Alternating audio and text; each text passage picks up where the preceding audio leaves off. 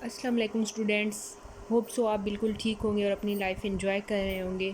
So our today's lecture is about valence shell electron pair theory that is normally called VSEPR theory.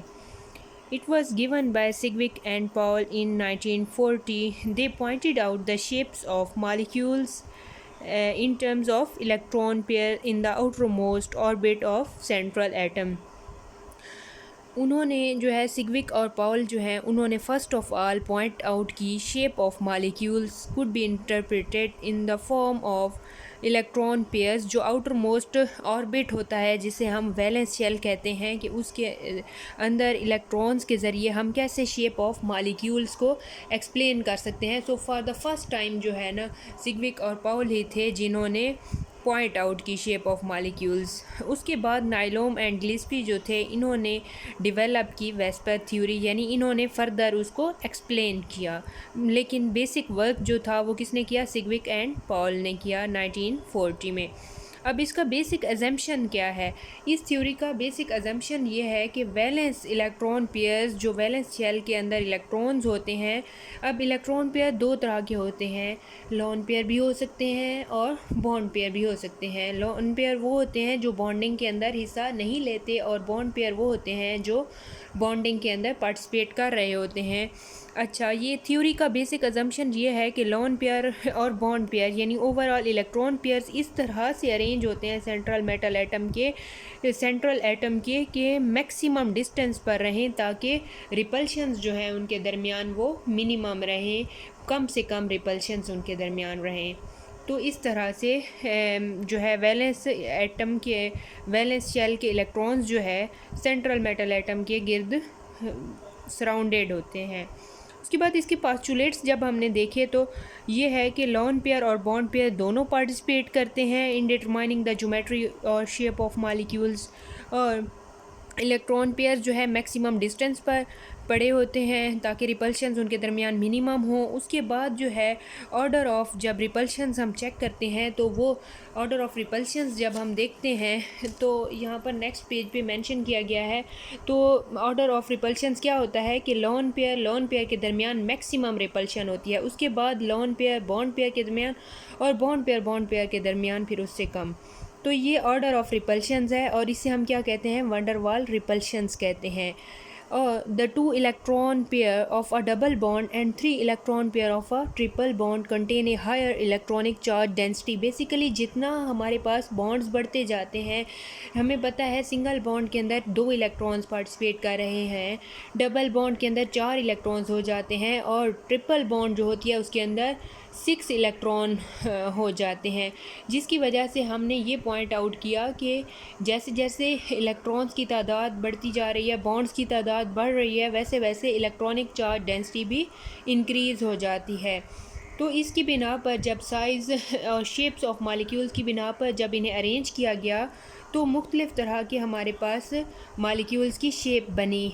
अच्छा, shapes जो हैं, अब कुछ shapes यूँ थी इस टेबल से हमें जो है ना everything will be clear now. So shapes of molecules की बिना पर जब अरेंज किया गया तो AB2 टाइप क्लासिफिकेशन थी, AB3 टाइप क्लासिफिकेशन थी, AB4 टाइप क्लासिफिकेशन थी। तो हम देखेंगे इलेक्ट्रॉन पेयर्स की बिना पर क्लासिफिकेशन होगी। बेसिकली टोटल हमारे पास 2 इलेक्ट्रॉन्स पेयर जब होंगे और बॉन्डिंग इलेक्ट्रॉन पेयर हमारे पास 2 होंगे और लोन पेयर 0 होगा, तो तब अरेंजमेंट ऑफ पेयर्स क्या होगी? लीनियर ज्योमेट्री होगी, और मालिक्यूलर ज्योमेट्री भी क्या होगी? लीनियर होगी। शेप क्या होगी? BAB, यानी ए जो है यहाँ पर ये सेंट्रल एटम है, इसके गिर्द बी जो है ये सराउंडिंग एटम्स हैं। सो ये जो है हम AB की फॉर्म में भी लिख सकते हैं, YZ की फॉर्म में, कोई भी फॉर्मेट हम इनको दे सकते हैं एक्सप्लेन करने के लिए। और यहाँ पर देखें तो इनकी ज्योमेट्री क्या है? लीनियर बन रही है, और फिर इनका बॉन्ड एंगल कितना बन रहा है? 180 बन रहा है। जस्ट लाइक दैट फिर इसकी एग्जांपल्स देखते हैं कि कौन से ऐसे कंपाउंड्स हैं जिनके अंदर AB2 कन्फिग्रेशन है और उनके अंदर 2 बॉन्डिंग पेयर हैं और लोन पेयर 0 है। तो उसके अंदर जब हम देखते हैं तो एक BeCl2 है, एक HgCl2 है। उसके अलावा नेक्स्ट हमारे पास जो क्लासिफिकेशन आती है वो है AB3 टाइप क्लासिफिकेशन। सो इसमें जब हम देखते हैं तो ओवरऑल 3 हमारे पास जो है इलेक्ट्रॉन पेयर्स होंगे। अच्छा, पहली क्लासिफिकेशन ये है कि तीनों के तीनों ये बॉन्डिंग इलेक्ट्रॉन पेयर्स होंगे और लोन पेयर यहाँ पर 0 होगा। तो ज्योमेट्री क्या होगी, ट्राइगोनल प्लेनर होगी। मॉलिक्यूलर ज्योमेट्री क्या है, ट्राइगोनल प्लेनर है। और बॉन्ड एंगल AB3 के दरमियान कितना होगा, 120 होगा। इसकी एग्जांपल्स क्या हैं, BH3, BF3, AlCl3 ऐसे कंपाउंड्स की एग्जांपल है। उसके बाद अगर हमारे पास 2 बॉन्ड पेयर हों और 1 लॉन पेयर हो, ओवरऑल इलेक्ट्रॉन पेयर्स कितने हों, 3 हों, तब भी geometry trigonal planar he arrangement of pairs है। लेकिन मॉलिक्यूलर ज्योमेट्री अब क्या हो गई, बेंट और एंगुलर हो गई। देखें AB2 लिखा और ये जो है ए के ऊपर 2 डॉट्स, ये एक लॉन पेयर को रिप्रेजेंट कर रहे हैं। सो ओवरऑल इलेक्ट्रॉन पेयर इसमें कितने थे, 3 थे। और 2 बॉन्ड पेयर थे, ये 2 बी जो दिखाए गए हैं। और एक ए के ऊपर जो 2 डॉट्स हैं, ये क्या है, लॉन पेयर है एक। इसकी एग्जांपल्स क्या है, SnCl2, SOCl2, सॉरी SO2। उसके बाद है AB4 टाइप क्लासिफिकेशन। इसके अंदर टोटल हमारे पास 4 इलेक्ट्रॉन्स पेयर्स हैं। ऐसा भी हो सकता है कि ये चारों के चारों बॉन्डिंग इलेक्ट्रॉन पेयर हों, तो तब जो है अरेंजमेंट ऑफ पेयर्स क्या होगी, टेट्राहेड्रल होगी। और मॉलिक्यूलर ज्योमेट्री क्या होगी, यहाँ पर टेट्राहेड्रल होगी। और बॉन्ड एंगल 109.5 होगा जब कोई लॉन पेयर नहीं है तो। और इनके मॉलिक्यूल्स की जो है आगे एग्जांपल क्या है, CH4, SiCl4, CCl4 ETC। उसके बाद अगर हमारे पास 4 इलेक्ट्रॉन पेयर्स हैं, सेकंड कैटेगरी, 3 हमारे पास क्या है, बॉन्ड पेयर हैं, 1 लॉन पेयर है। इस टाइम क्या होगा, अरेंजमेंट ऑफ पेयर्स टेट्राहेड्रल है। और जब एक लॉन पेयर आ जाएगा तो जैसे NH3 होता है, उसमें नाइट्रोजन के एटम के ऊपर जो है सेंट्रल एटम के ऊपर एक लॉन पेयर होता है और 3 बॉन्ड पेयर हैं।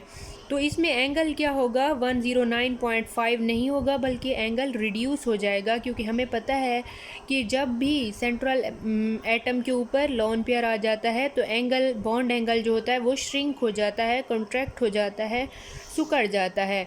तो यहाँ पर इनके एग्जांपल्स क्या हैं, NH3, NF3, PH3। उसके बाद थर्ड कैटेगरी AB4 टाइप की ये है कि जब हमारे पास इलेक्ट्रॉन पेयर तो ओवरऑल 4 हों, लेकिन उन इलेक्ट्रॉन पेयर में 2 हमारे पास बॉन्ड पेयर होते हैं और 2 लॉन पेयर होते हैं। तो इसमें जो अरेंज मॉलिक्यूलर ज्योमेट्री होती है हमारे पास बेंट और एंगुलर होती है, just like that in water molecule. Water के मॉलिक्यूल के अंदर भी सेम यही कैटेगरी होती है। अब इसमें बॉन्ड एंगल लेस देन 109.5 होगा। जो है ना AB4 टाइप की जो सेकंड कैटेगरी है उससे भी ज़्यादा रिड्यूस हो जाएगा बॉन्ड एंगल, क्योंकि उसके अंदर 1 लॉन पेयर था, यहाँ पर अब 2 लॉन पेयर आ गए हैं, तो मज़ीद बॉन्ड एंगल क्या हो गया है, श्रिंक हो गया है। तो इसकी मिसाल जो है हमारे पास H2O और H2S है। So it was all about today's lecture about VSEPR theory and I have clearly explained all of my point of views. If you have any queries, then you can ask me in comment box. I will reply you all. Thank you very much for your attention.